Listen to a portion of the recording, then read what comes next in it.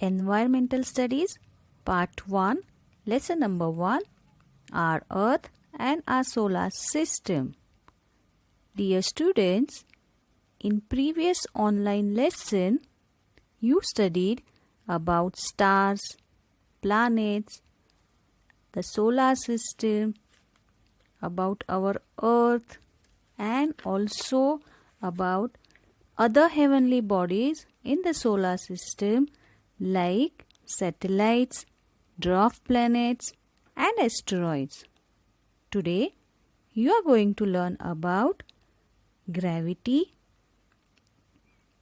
our Earth's gravitational force, about space, man-made satellites, and also about astronauts. So let's begin with our lesson. What is gravity? All heavenly bodies exert a force of attraction or a pull on one another. This force is called the force of gravity.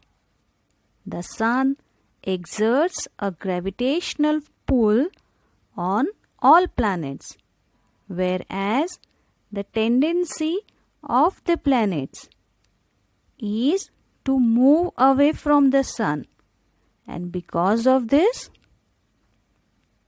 a planet keeps revolving around the sun at a fixed distance in a fixed orbit. In the same way, satellites revolve around their planets.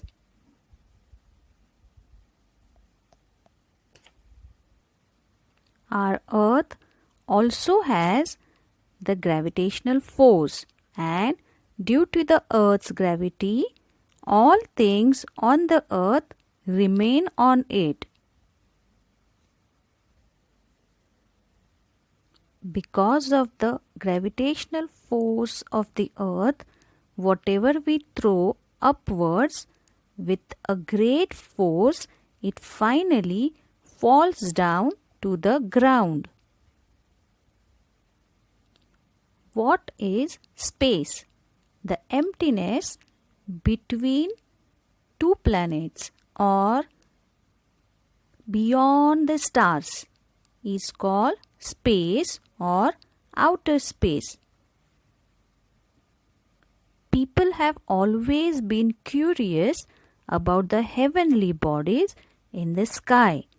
They have always wanted to reach them. However, to send some object from the Earth into the space, it must be given power against the force of gravity. And that is why rocket technology or space launch technology is used for that purpose. Dear students, in Diwali, we burn firecrackers. So, one of the Diwali firecrackers is called a rocket. It is packed with explosive substances, means explosive chemicals is put in that firecracker. The explosives burn rapidly. Rapidly means very forcefully and produce a lot of energy. The design of the rocket is such that the firecracker is pushed in a certain direction, that is in upward direction at a great speed. Very powerful rockets are used to send a spacecraft into space. A tremendous means lot of or so much quantity of fuel means gas is burnt in rockets so that spacecraft weighing thousands of tons can be launched into space. As I told you, the moon is the only satellite of the Earth, but other planets also have many satellites. They all are natural satellites. Now, let's talk about man-made satellites. In the 20th century, a few countries of the world developed space technology and sent hundreds of spacecraft into space.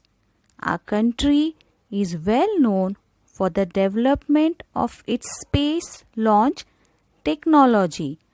Now, in this picture, you can see Chandrayaan first. On 22nd October 2008, the Indian Space Research Organization, that is ISRO, launched a spacecraft to the moon. The mission is known as Chandrayaan-1. Mangalyaan is another important Indian space mission. It is known as MOM or Mars Orbit Mission. It was launched on 5th November 2013. It got established in an orbit around the planet Mars on 24th September 2014. ISRO achieved this feat in its first attempt. Both these missions are unmanned. Unmanned means there were no people on board these spacecraft. The objective of the mission is a deeper study of the moon and Mars. Some spacecraft remain in space, some are brought back to the Earth, while some land on other planets or satellites. In some missions, scientists also travel in the spacecraft. They are called astronauts. Now, let's learn about uses of man-made satellites. Man-made satellites provide useful information for agriculture, environment, weather forecasting, making maps, and searching for water and mineral wealth on the earth. They are also used for telecommunication. Telecommunication means communication between two people or many people. For example, television, telephone, mobiles, etc. They are put into orbit around the earth. They can remain in space for many years.